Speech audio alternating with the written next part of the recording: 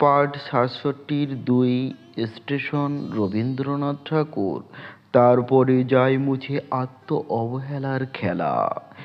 নিত্যই যায় ঘুচে ছেঁড়া পটির টুকরো জমে পথের প্রান্ত জুড়ে।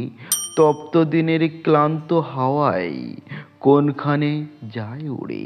গেল গেল বলে যারা ফুকরে কেঁদে ওঠে, ক্ষণেক পরে কান্না সমেত তারাই পিছে ছোটে। ঢং ঢং বেজে ওঠে ঘণ্টা, এসে পড়ে বিদায়ের ঘণ্টা মুখে রাখে জানালায় বাড়িয়ে, নিমেষেই নিয়ে যায় ছড়িয়ে।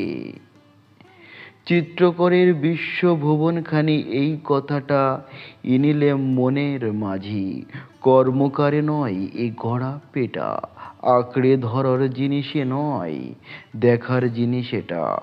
কালের পরে যায় চলে কাল, হয় না কবু হারা, ছবির বাহন চলাফেরার ধারা। দুবেলা সেই এ সংসারে চলিত ছবি দেখা, এই নিয়ে রয় যাওয়া আসা আর স্টেশনে একা। একে তুলি ছবিখানা, একে দেয় আর তুলি কালি তাহে মুখে দেয়। আসে কারা এক দিক হতে এ, ভাসে কারা বিপরীত স্রোতে।